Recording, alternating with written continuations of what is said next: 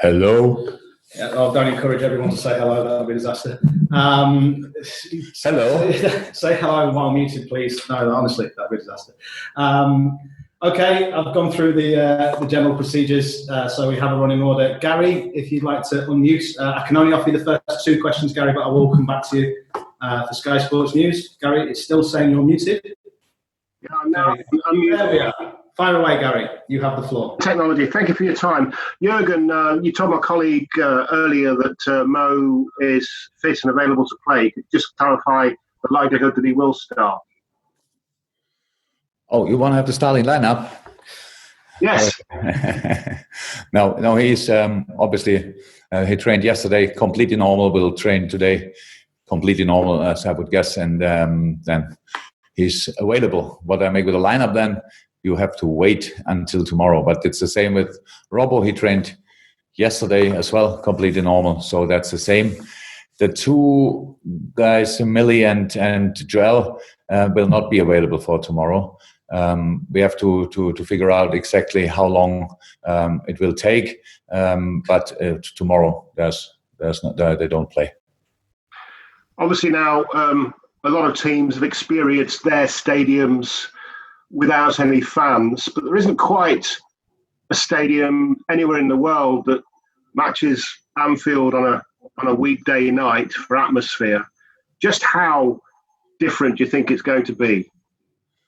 Very, very different. But I only think about this when I get asked about it, because it's we know it since. We trained since 4 weeks, around a bit more now. We were in the lockdown before for an awful lot of time, so means we knew it. We knew it will not be there. So, and my rule for life is things I cannot change. I don't really think about. So, and that's how it is. Yes, football is not the same without supporters. 100%. Football would not be the game without supporters if they would have been never there. 100%. But in this moment, it's only a period where we have to play without supporters. So we have to make the best of it. And the derby is a good example for that. It was maybe not the best football game you've ever seen, but it's or you ever saw. But it's it was from intensity point of view. Was the same like the other derbies were. So it was not. We didn't play like we played because there were no supporters or stuff like this. Yes, that's an effect as well. So we took it like it is. So we don't think about it anymore. It will be the first game at Anfield, but it's still a home game because we have our dressing room, we have all our things around. We know exactly where is what and stuff like this. So that feels already good when you walk in the dugout or in the dressing room area. So it feels already good. It's a home game, and that's what we might want to see on the pitch as well, of course. But in the end, no crowd, no atmosphere. We have to take that. But I like that part of the game from the derby now, really, because it looked for me like a proper football game. There was nothing different, but of course it is completely different. Simon Crabtree, thank you very much, Gary. Simon Crabtree, just hi, Jurgen. Is it possible, if you have missed it, to describe how much you've missed Anfield? And given that it's Crystal Palace and they were the last team to win a Premier League match there, albeit 55 games ago now, can you remember how that defeat left you feeling? No, but I know how defeats feel. So that means it was for sure not a good day. I didn't think that this will be the start of a pretty long period where we will not lose that night or that day. But it's long ago. I don't remember it, and I don't have to remember it to know that what we have to do tomorrow night. So it is a game against a very, very good side. Roy is doing an incredible job there. So the organization of the team is really, really, really highest level. Meanwhile, the team is physically strong. They have good individuals. It's a good setup. That all works pretty well. They have 4 games in a row, I think, without conceding a goal. So that's all very positive from their point of view. But we have our own targets, our own aims. We want to go with all we have, and we want to make a special game for us of this game. So it's of course important who we play, but whoever we would play, it would be the same with the specific information about the opponent. And in this case, it's Crystal Palace in a good moment. So that's all what we need to know. And from this point, we have to start our plan and what we want to do in this game. So the last game against Crystal Palace, or when we lost that game, I think the the last game, was it the 4-3? Was when we won at home 4-3. I'm not 100% sure, but that was pretty special then as well. So we know, obviously, they know how to take chances, and we have to make sure that they will not have a lot, or in the best case, none. Simon, one more, because you're obviously with us. Yeah. Yeah, without wanting to sound like the Grinch or the bird of doom, obviously Manchester City could still catch you mathematically. Have you ever considered that? Have you ever thought about the unthinkable? No. It's not about catching or whatever. I didn't finish that season before we started. So I said, okay, but it's now 22, 20, whatever number of points we have. As advantage, no. The only thing what I realized when I watched the game last night is, how is it possible that anybody is 20 points ahead of this team? That's pretty much unthinkable, actually. That's unthinkable. So we must have done, obviously, a couple of things really, really well and right, that we could have, but can have the situation here. But no, I don't think about City can catch us or whatever. I think about Crystal Palace. So, but how I said, it's whatever. If you are now a little bit, you are not with us, you make something bad of this, what I said, and make a big headline of it, City cannot catch up or whatever, that's completely bollocks, because that's not what I say. It's what I mean is, I'm really only concerned about what we are doing, and I'm only think about what we have to do in the next game, and not what City is doing. I watch them because we play them on Thursday in a week, so in 9 days, and that's why I watch them, and not for hoping that they lose or whatever. It was never like this. Maybe I wanted them to lose last year against Leicester, but that didn't work really well, so that's why I stopped doing that. It was only one time, didn't help, so I don't do that. I watch them and I respect them a lot. I said that plenty of times. Yes, they look like they will win all the games they still have, because they look really strong. But that's all. They were always strong. We are not so bad. Let's think about that. Not sure if Zoom has a bleeper system, so I think you meant nonsense there. We may edit that one out. Yeah, thank you very much. Yes, I think you meant complete nonsense is what you meant. I'm sure. And what did I say? Well, never mind. That would be a disaster to repeat. John Murray, can we please unmute and save me from this catastrophe? Thank you very much, John, for the BBC. Jurgen, hi. There were, I think all of the coaches were concerned, weren't they, about the length of the layoff and then the limited amount of build-up time. So, how did you feel that the players physically coped with the first match back? And how are you thinking now in terms of how to manage the fitness with the programme ahead in the light of that? Yeah, that's a challenge, 100%. So there were a couple of injuries, obviously, now with other teams as well. Let's go through. James Milner felt his hamstring. But don't think it is not too serious. So and if you think about James Milner, trains 365 days a year, so he came back from lockdown and could play the next day. So that has nothing to do with that. Joel Matip, I think Richarlison, when he was in a challenge with Richarlison or Calvert-Lewin, and stepped on his foot, which is uncomfortable, has nothing to do with that. So there will be injuries, 100%. We all have to make sure that the boys are in the best possible shape. This now, playing on Sunday, Wednesday, that's always a challenge for football managers. It's like these 2 days in between only. This is a real challenge. It's always like this. We have now Sunday, Wednesday, then Thursday next week, which is, I would have preferred that it's different, but we cannot change that. We take what we get. After that, it will be really challenging, 100%, because after that, then I think I'm not 100% sure if all the fixtures are already out, but the next 4 games will be in kind of 9 days or so. That's a massive challenge, or 10 days. It's a real tough one, but it's for other teams the same, and we have just to make sure that recovery and treatment and stuff like this is absolutely spot on. That's what we have to do. We have a lot of tough periods in a year, and I don't know. I studied sports science, but I don't know what is better, to have 9 weeks off, train 4 weeks and play then, or to play like 14, 15 weeks and have then, like we have always at Christmas, around Christmas, have then like 10 games in, I don't know, 30 days, stuff like this. So I don't know what is better. So both is challenging 100%, but that's the job, and we have to make sure that we come through that as good as possible. Okay, thank you, John. Appreciate it. Dave Chisnell from ITV. Just one question, Dave, if that's okay, please. Sorry. Yes, Dave. Of course, yeah, no problem at all. Hello, Jurgen. You've mentioned it already, but obviously, I know you've got Crystal Palace tomorrow, but then it's Manchester City up next. With quirky footballing destiny, do you almost feel that the title will be decided in that City game? I don't know, and I didn't think. I watched City last night because we played them, but that was it, right? I don't now start analyzing City, how they are in the moment, which will be difficult anyway. They made 8 changes last night, and we don't know which side they will play. But I have a specific way to play, whoever is on the pitch, so we can prepare properly for that. But it's not. I don't make analysis of City now, and so I don't think about City. I am completely in the Crystal Palace game, so 100%. And I don't know about destiny too much, honestly, and stuff like this. We have to play football games, and we love that, by the way. And then we have to win. And if we win, nobody can do. All the other teams can do what they want. They will not. They cannot catch us. That's how it is. So we don't have to think too much about it. We just have to play football, and that's what we try to do. Fantastic, thank you. We're going to just finish off, Mike, before we come to you with the other TV, which I think is Matt Critchley. Matt, have you got a question, or are you something you want to ask? If you could keep it to one, that'd be grand. Thank you. Yeah, just one question from me, please. Jurgen, can I just ask you about substitutes and the way that your job has perhaps changed a little bit over the change in rules now? Obviously, you made all 5 substitutes against Everton at the weekend. How has that affected the way you're managing the games, and how do you imagine it will affect the way you manage the games going forward?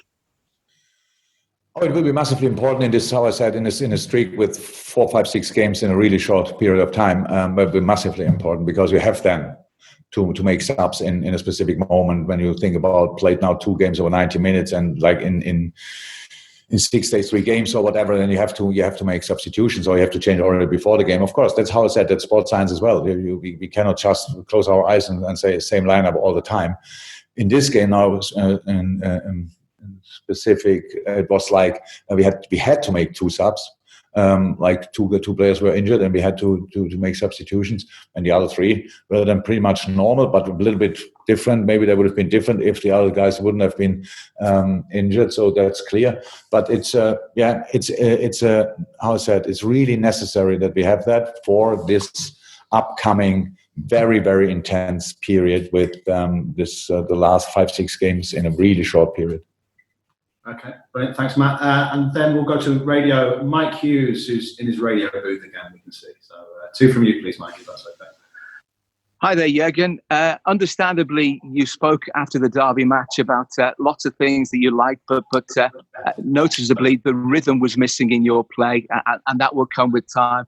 Very noticeable, and I know it's different for goalkeepers, but Alisson, despite being a spectator for the most part, made 2 incredible saves towards the end of the game, and he really is a very special keeper. What are the sort of qualities that makes him as good as he is, and in terms of Liverpool now looking forward, how important is he to Liverpool's success in future years, do you think?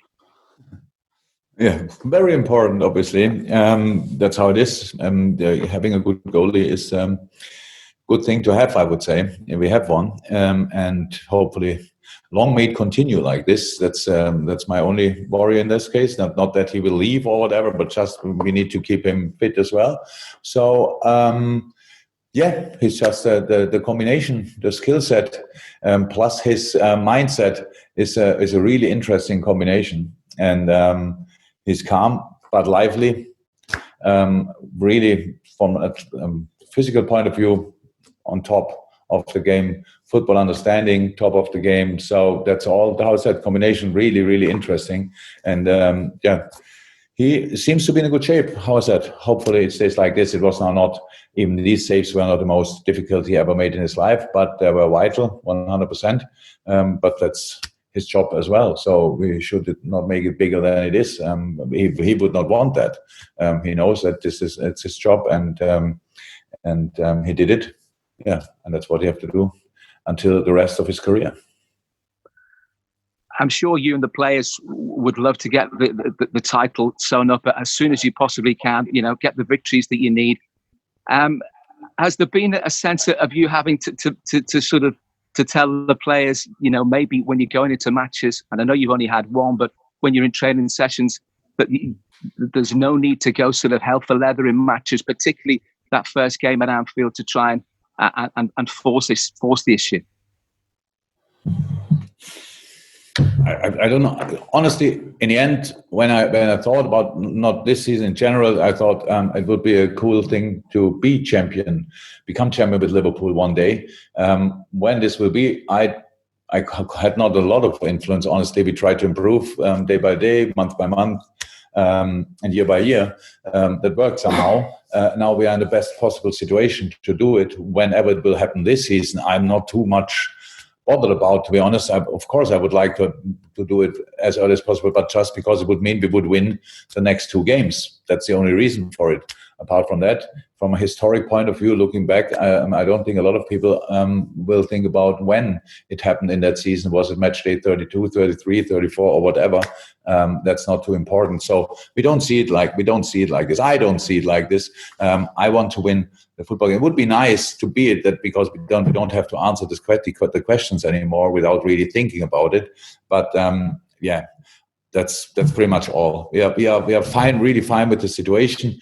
The first game, that it's the derby, was pretty special because these games have a specific history, not from a supporter's point of view, like it's the most important game. So how it is, so both teams really try to nullify each other, stuff like this, and we are always a little bit on the top and have more possession, stuff like this. But on the other side, they fight with all they have. Not that other teams wouldn't do that, but that's a little bit special. So it was, for a start, you cannot choose when you want to play them, but the games are really intense from a psychological point of view, how they always are. So they are not normal games. And so that's now the game we got.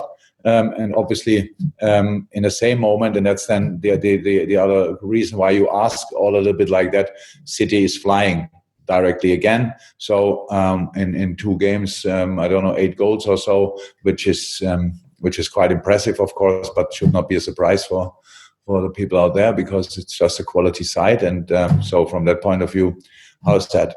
We are fine with our start, not overly happy, but now we have the second game, and it would be cool if we could, just play our game on highest level, and then it will be difficult. I said it will be difficult for us because Crystal Palace is quality, but we have to make it as difficult as possible for Crystal Palace as well, and that's one of the main things we thought about. Okay, got a couple of hands up, which I've seen, which I'll try and get to, but we've got James from TalkSport, just to finish the radio element. Just one question, James, if you can unmute yourself. Can't see on our screen at the moment. Hi, Jurgen. Hi. How much of an opportunity does the final 8 match of the season offer the squad in terms of players maybe haven't received as many opportunities as they'd like, to prove that you don't need to invest too much this summer? I don't need these games to know about my players, to be honest. I don't need these games for none of them. I see them every day in training. So, and we will not make any, whenever it will happen. Look, that's you. Hopefully you realize it as well. We play against Crystal Palace, but we talk about when we will be champion, or you ask me about, and then we talk about when will I use the players who didn't perform that long. How can we talk about that? It's unbelievable. I maybe understand the question because no, I don't understand it, but it's in fact, and we really are in this situation. And my players, I know everything about my players, and I don't need to see them in a specific game to perform. And if they perform in that game, and then I say, okay, we plan with you for the future or not. Decisions about these kind of things are made in like so many moments over a year or 2 or 3 when we work together. So one game doesn't make a difference, and 2 or 3 games will not make a massive difference to judge a player. It's just about our ideas about our future, what is possible, what is not possible. But these are squad plannings or whatever, any plannings for the future. And in this moment here, I think only about tomorrow. Thank you, James. Carl Markham in the top right corner of our screen with a what looks like a purple polo shirt. Carl. It's black, but it might be on the watch. Okay. Hi, Jurgen. There's a meeting on Thursday with the Safety Advisory Group to discuss whether the City game against you will take place at the Etihad or not. I'm just wondering, considering how well Sunday passed off, what your thoughts would be on that. Honestly, if I look at my watch, I would prefer it's at Manchester. Otherwise, it would be really difficult to organize it. Honestly, I don't know exactly how that will be, but it will not be in Liverpool. It means we have to go somewhere where we both need a hotel, probably, or not. We don't know how to organize it. That's a little bit the issue. But apart from that, we play where people send us to. So that's we cannot have no influence on that. But I would prefer it's at Manchester, obviously. But I don't know. I don't know about the process exactly. I wait until the final information it's confirmed at Manchester or not, and when, if not, where it will be. But I said it would be a challenge for both clubs now. But just to follow up on that Sunday confirmed that there was fears beforehand or concerns raised that fans would turn up outside grounds, but I think Sunday proved that wasn't going to be the case. Maybe I don't know enough about the history of English football, so I could be concerned about the City game against us. I don't know exactly. I think the City Stadium is pretty well located to close it down. If somebody would be there, it would be not really close to the stadium. But I don't see that. The people are the whole period now which we are in showed that the massive majority of people really behave responsible. So and serious and take the situation like it is. So the discipline level is probably as high as never before, and so I was not worried about that because I know football fans since I'm 5 years old, and how I said, 98% of them are completely fine and have the same view on life like I have. So means and love similar things than I do. So in this moment in time, I was not worried about that, but I don't know enough about it, and I hope we can do it there. And Sunday was a good example, 100%. Okay, thank you, Carl. I'm now going to go to the hands up system. So rather than just go through the normals and that, so the guys who normally ask, feel free to use the hands up system. So we'll go to I think Hideo from Kyoto News. If you'd like to unmute yourself for one question, if I've pronounced your name right there. Yes, you're welcome. Hi, Jurgen. Hi. Hi. You said after the Everton match about Minamino, he played well. So can you expand on that a little bit and talk about what you actually liked from his performance and also what he needs to do more? Oh yes, we had a lot of good parts in the game. The parts which were good in the game, people never see when you don't win the game. That's pretty much like it is. Nobody's interested in a good pressing or a good counter pressing. If you don't win the game, then it's only part of, oh my God, nobody shot a goal, stuff like this. I know that since 20 years, but it still was good. So our organization was good, fitness level was good. A lot of things were good. And this game, from our point of view, would have needed a goal, honestly. That's how it is, and then things become easier, or are getting easier, and that didn't happen that day, and so it was just a fight until the end. I'm fine with that. I watched so many games in my life, and I saw so many games which were worse than that on Sunday. But it's, of course, our standards are really high, meanwhile, and our expectations are really high. So it was not that we left the pitch and thought, oh my God, what a great day that was. But so we are pretty self-critical as well. So, but it's one game, so nothing else. And so a lot of things were good. And then I said it after the game directly. The things we need to improve is a little bit of fluency in specific moment, overview in specific moment, using the gaps we create in other moments, using the offers we make in other moments, or using the space we create with our offers. So that's football. Positioning was good. Build-up was exceptional. So how we stepped in specific situations. So how's that? From a football coach point of view, you could see a lot of good things. From a football supporter point of view, maybe it was not the most exciting game in the world, but that's what we have to take now. Sorry, and we will try again, and we'll try for sure to do better, and we have to do because Crystal Palace will ask for that. Okay, guys. In the absence of any more hands up on the participants list, I will say thank you very much, and we'll probably speak to a lot of you post-match on Wednesday, and if not, certainly before the City game. Thank you, guys. Thank you.